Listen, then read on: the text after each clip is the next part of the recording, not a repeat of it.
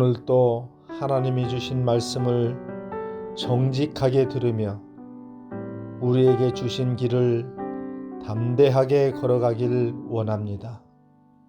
다 함께 사도신경으로 우리의 신앙을 고백하겠습니다.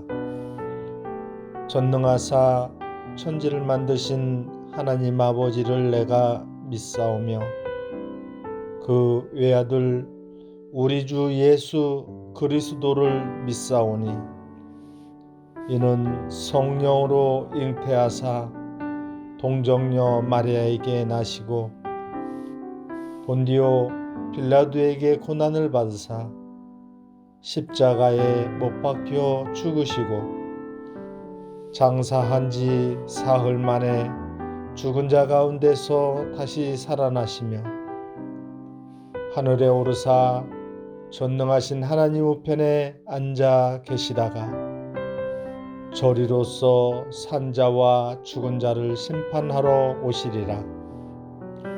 성령을 믿사오며 거룩한 공회와 성도가 서로 교통하는 것과 죄를 사하여 주시는 것과 몸이 다시 사는 것과 영원히 사는 것을 믿사옵나이다.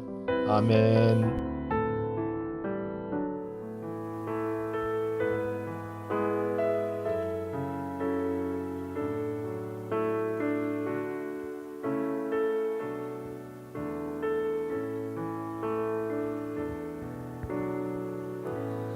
의지했던 모든 것 변해가고 억울한 마음은 커져가네.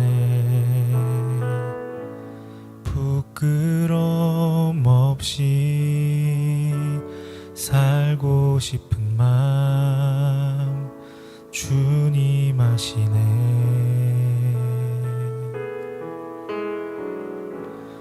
모든 일을 선으로 이겨내고 죄의 유혹을 따르지 않네. 나를 구원하신 영원한 그 사랑 그 신근혜 날 붙드시네. 주어진 내 삶이 작게만 보여도 선하신 주 나를 이끄심 보내. 중심을 보시는 주님만 따르네. 날 택하신 주만 의지해. 보이는 상황에 무너질지라도 예수 능력이 나를 붙드네. 보이지 않아도 주님만 따르네. 내 평생 주님을 노래하리라. 주어진 내 삶이 작게만 보여도 선하신 주 나를 이끄심 보내. 중심을 보시는 주님만 따르네. 날 택하신 주만 의지해. 보이는 상황에 무너질지라도 예수 능력이 나를 붙드네. 보이지 않아도 주님만 따르네. 내 평생 주님을 노래하리라.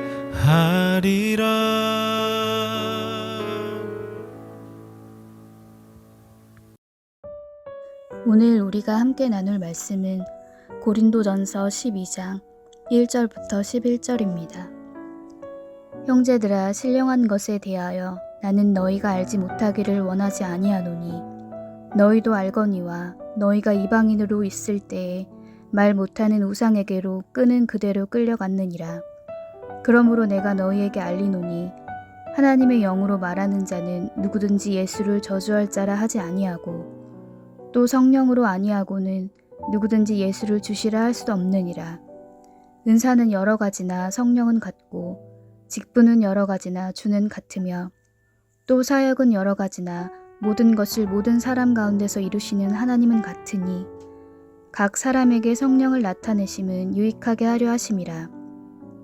어떤 사람에게는 성령으로 말미암아 지혜의 말씀을, 어떤 사람에게는 같은 성령을 따라 지식의 말씀을, 다른 사람에게는 같은 성령으로 믿음을, 어떤 사람에게는 한 성령으로 병 고치는 은사를, 어떤 사람에게는 능력 행함을, 어떤 사람에게는 예언함을, 어떤 사람에게는 영들 분별함을, 다른 사람에게는 각종 방언 말함을, 어떤 사람에게는 방언들 통역함을 주시나니 이 모든 일은 같은 한 성령이 행하사 그의 뜻대로 각 사람에게 나누어 주시는 것이니라.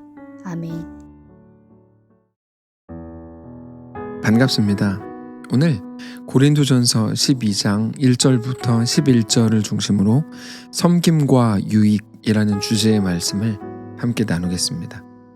오늘 본문 1절에서 바울은 이렇게 시작합니다. 성령의 사역에 대해서 말하려는 것인데요.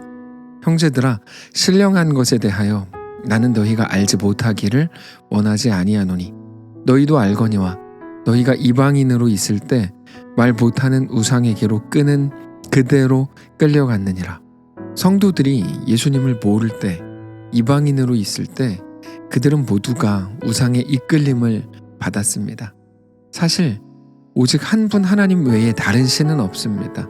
우상이라고 이름 붙인 것들은 있지만 그런 것들이 진짜 신은 아닙니다. 그런데 바울이 말하는 우상의 이끌림을 받았다라는 말의 의미는 우상 숭배자들이 말하는 것을 믿고 그들이 두려운 것을 말하면 정말 그런 줄 알고, 그들이 이게 잘하는 거다 그러면 또 정말 그런 줄 알고, 그들이 시키는 대로 자기들 마음속에 있는 헛된 믿음을 따라서 그렇게 이끌려서 살았다는 겁니다.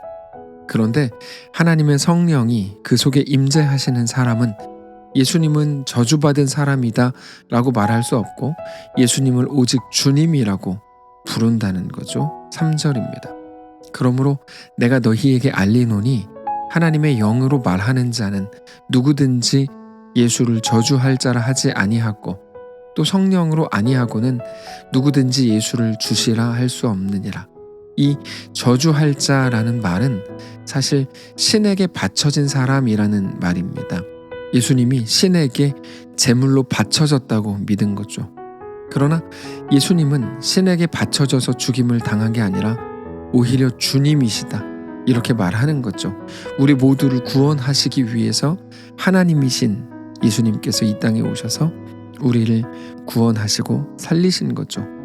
우리를 살리신 분이시기 때문에 주님이라고 우리가 부르는 겁니다. 그런데 그것을 알게 하는 분이 오직 성령님이신 겁니다.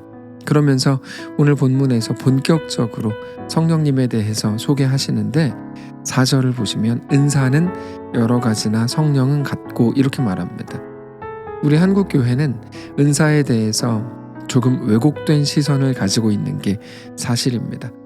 특정 교단의 영향이 있기 때문인데 우리가 은사라고 할 때 특별한 사람들만 받는 신기하고 특별한 어떤 것 정도로 생각을 하는데 바울은 은사를 그런 의미로 사용하지 않습니다.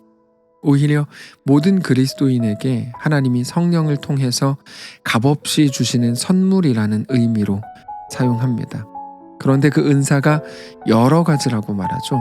정확히 말하면 여러 갈래, 여러 분야를 말하는 겁니다. 하나님의 교회를 세우고 성도들을 섬기기 위해서 여러 가지 넓은 영역이 필요할 겁니다. 그런 모든 부분을 하나하나 감당할 수 있게 하기 위한 그런 갈래, 그런 많은 분야들을 말하는 겁니다. 누구는 가르치는 사람이 있을 거고 또는 조용히 섬기는 사람도 필요하고 힘이 센 사람도 필요하고 손재주가 좋은 사람도 필요할 겁니다. 그런 모든 부분을 다 잘할 수는 없겠죠. 다만 하나님께서 교회와 하나님 나라를 섬길 수 있도록 각자에게 은사를 주셨다는 겁니다. 신비한 어떤 것들이 아니라 각자에게 교회와 성도들을 섬길 수 있는 영역을 주셨다는 거죠. 그런데 그런 능력은 다 다르지만 그것을 주신 분은 우리 성령님 한 분이라는 거죠. 5절도 마찬가지입니다. 직분은 여러 가지나 주는 같으며 또 사역은 여러 가지나 모든 것을 모든 사람 가운데서 이루시는 하나님은 같다. 이렇게 말합니다. 교회와 성도들을 섬길 때 각자에게 주신 직분이 다 다르죠. 모든 성도들이 다 목사님은 아닙니다. 어떤 분은 주일 학교를 섬기는 교사이기도 하고 누구는 구역장이기도 하고 누구는 섬김이 역할을 맡기도 했죠. 누구는 남녀전도회 회장이기도 하고 누구는 차량 운행을 담당하고 누구는 식사를 준비하기도 합니다. 아주 다양한 영역과 다양한 직분을 가지고 섬기는 일을 하는 겁니다. 그런데 그것도 모든 것을 주시고 허락하신 분이 하나님이라는 겁니다. 근데 잘 생각해 보시면 같은 분에게서 모든 능력과 그런 직분과 그런 은사가 나왔다. 이게 무엇을 의미할까요? 모든 은사를 가진 사람들을 향해서 하나님께서 같은 목적을 가지셨다는 겁니다. 어떤 목적일까요? 하나님께서 은사를 주셔서 성도들로 하여금 교회를 섬기게 하고 성도들을 섬기게 하시는데 그 목적은 유익함에 있습니다. 7절입니다. 각 사람에게 성령을 나타내심은 성령을 나타내셨다는 말은 성령을 통해 은사를 주셨다는 의미인데 그 이유는 유익하게 하려 하심이라 이렇게 말합니다. 그래서 섬김을 위해서 은사를 주신 겁니다. 유익하게 하라고 은사를 주신 거죠. 그러니까 섬김이 아니라 잘난 척, 자기가 인정을 받는 것, 자기가 높아지기 위해서 은사를 사용한다면 그거는 가장 잘못하는 모습인 겁니다. 결국 그 유익함이 하나님께서 은사를 주신 이유가 되는 거죠.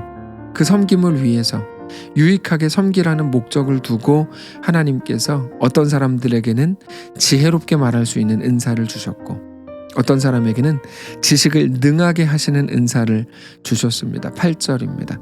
어떤 사람에게는 성령으로 말미암아 지혜의 말씀을, 어떤 사람에게는 같은 성령을 따라 지식의 말씀을, 그리고 9절을 보시면 어떤 사람에게는 믿음을 강하게 주셨고 어떤 사람에게는 병 고치는 은사를 주셨다고 돼 있어요.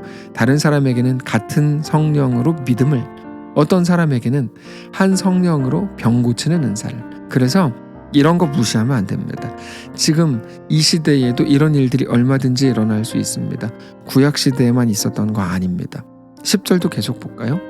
어떤 사람에게는 능력 행함을, 어떤 사람에게는 예언함을, 어떤 사람에게는 영들 분별함을, 다른 사람에게는 각종 방언 말함을, 어떤 사람에게는 방언들 통역함을 주시나니, 어떤 사람에게는 기적을 행할 수 있는 능력도 주셨고 어떤 사람에게는 예언할 수 있는 은사를 주셨답니다. 이 예언은 말씀을 풀어내는 거라고 전에 말씀을 드렸죠. 이거 점치는 그런 거 아닙니다.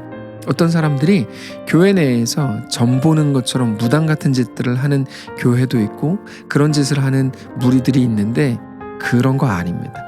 예전에는 이 일을 선지자, 선견자들이 했는데 그게 예언자와 같은 말입니다.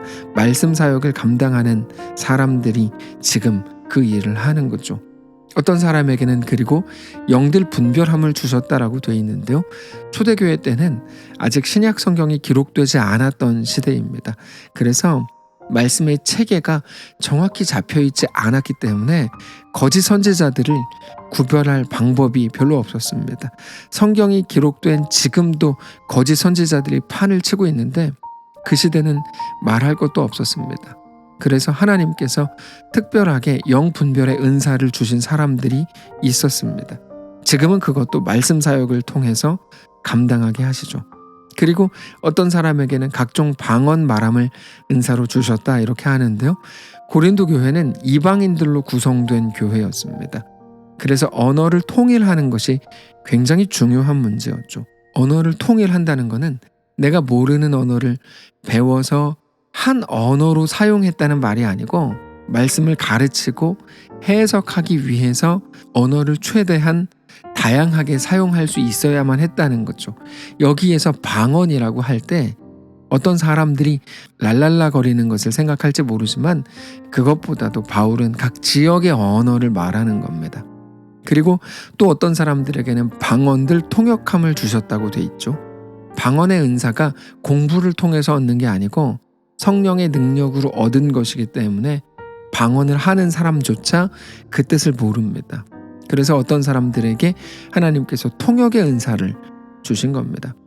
근데 당장 이 세 구절에서만 봐도 상당히 많은 다양한 은사들이 나옵니다. 그런데 그 모든 것들의 유일한 목적은 섬김과 유익에 있었다는 것입니다. 11절입니다. 이 모든 일은 같은 한 성령이 행하사 그의 뜻대로 각 사람에게 나누어 주시는 것이니라. 그래서 어떤 작은 방에 사람들을 모아놓고 무당 같은 짓들을 하는 일들이 한국 교회 안에도 많이 있었는데 그건 너무나 잘못되고 위험한 일인 거죠. 근데 우리가 은사에 대해서 생각할 때 중요한 거는 은사를 하나님께서 왜 주셨는가 하는 겁니다. 그의 뜻대로 각 사람에게 알아서 하나님께서 주시는 것이기 때문에 내가 어떤 은사를 가지고 싶은지 어떤 역할을 감당하고 싶은지는 전혀 중요한 게 아닙니다. 나에게 주시는 은사를 따라서 내가 하나님과 교회와 성도들을 지금 어떻게 섬겨야 될지를 고민하는 것, 그게 가장 중요한 겁니다. 특별히 은사는 교회와 성도들을 섬기는 것이기 때문에 반드시 시대와 상황에 따라서 달라집니다. 오늘 본문에 나오는 은사들 중에 지금 시대에 확실하게 그 영역이 줄어드는 것들이 많이 있고 새롭게 우리에게 주시는 은사들도 얼마든지 있습니다. 그러니까 오늘 본문에 나오는 어떤 한 단어에 갇혀서 그것만 마치 존재하는 은사인 것처럼 마치 신비하게 무언가를 찾고 여전히 구하고 그렇게 하고 있다면 그건 어리석은 태도인 거죠. 은사가 중요한 게 아니라 섬김과 유익이 중요한 거라는 사실을 그래서 우리는 꼭 기억해야 합니다. 여러분, 오늘 우리가 어디 있든지 섬김과 유익, 이 말을 꼭 기억하시기를 바랍니다. 우리는 무엇을 가졌습니까? 무엇을 잘하십니까? 하나님은 우리에게 어떤 재능, 어떤 강점, 어떤 능력을 주셨습니까? 그게 우리에게 맡기신 섬김의 영역과 연결된다는 것을 기억하시기 바랍니다. 건강하십니까? 혹은 심각하게 병들었던 경험이 있으십니까? 돈이 많으십니까? 좋은 직장을 가지셨습니까? 또는 많이 배우셨습니까? 이 모든 것들이 하나님이 우리에게 주신 은사입니다. 선물입니다. 그것으로 성도들과 하나님과 교회를 섬길 생각을 하십시오. 혼자 배불리 먹고 자녀들에게 걱정 없이 살 수 있도록 물려줄 생각은 하나님 없는 사람들이 하는 전형적인 생각입니다. 그 생각에서 벗어나십시오. 그리고는 이제 그리스도인으로 서십시오. 우리의 삶에 일어나는 모든 분야에서 그렇게 하나님을 온전히 사랑하고 교회와 성도들을 섬기고 우리의 삶을 하나님께 그렇게 내어드리는 거룩한 성도들 되시기를 바랍니다. 기도하겠습니다. 살아계신 하나님 감사합니다. 우리의 삶을 주님께 맡깁니다. 주님 맡아주옵소서. 우리에게 허락하신 많은 것들, 우리에게 주신 좋은 것들, 그것 가지고 섬기고 교회를 유익하게 하는 살아있는 모든 주의 백성들 되게 하옵소서. 감사드리며 살아계신 예수님의 이름으로 기도합니다. 아멘. 사랑하는 성도 여러분, 하나님께서 오늘 하루를 우리에게 또 허락하셨습니다. 믿음으로 주께 나아가시기를 바라고 우리 주님과 함께 우리에게 허락된 그 길을 넉넉하게 섬김과 유익을 기억하면서 오늘도 승리하게 되시기를 축복합니다.